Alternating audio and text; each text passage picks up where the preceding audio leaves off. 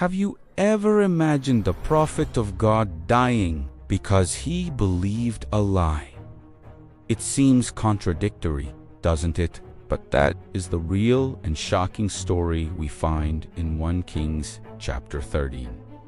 Let's dive into it. It all begins with an anonymous prophet, a man of God from Judah.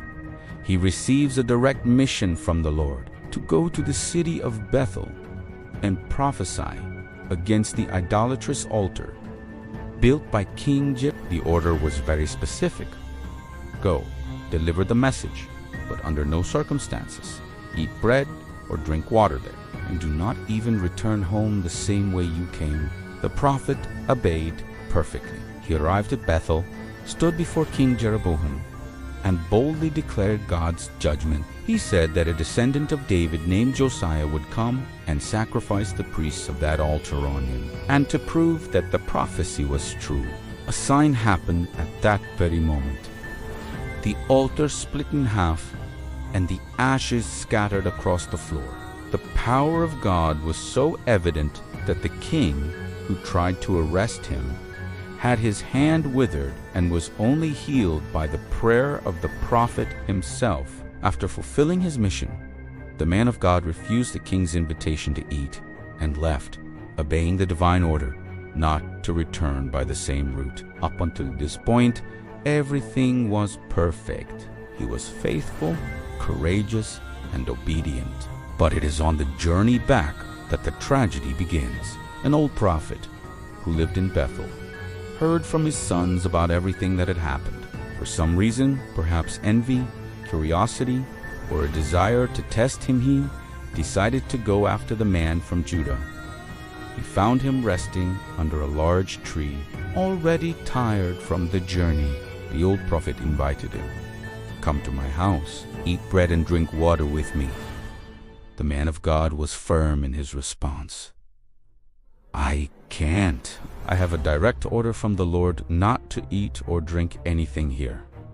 And then came the lie, a lie that seemed spiritual, pious. The old prophet said, "I am also a prophet like you, and an angel spoke to me by order of the Lord, telling me to bring you back to my house so that you may eat and drink."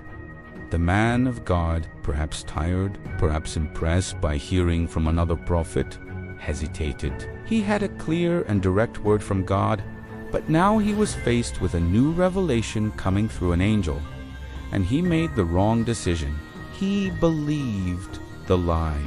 He returned with the old prophet, sat at his table, and as they ate, the true word of the Lord came through the mouth of the same prophet who had lied. This time, it was a word of judgment. "This is what the Lord says.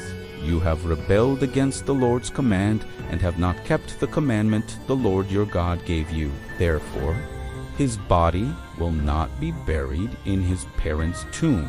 The consequences were immediate and dire. As he sachi auchi, a lion met him on the road and killed him. The strangest thing is that the lion did not eat the body or attack the donkey.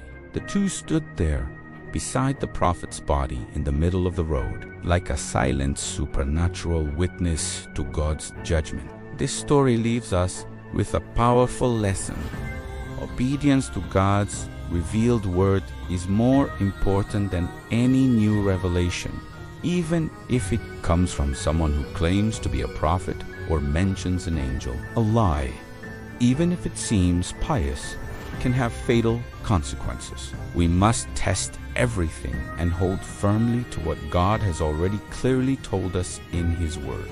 What do you think of this story? Leave your opinion in the comments. If this message resonated with you, don't forget to like the video, share it with someone, and subscribe to the channel for more reflections like this. Thank you so much for watching, and see you next time.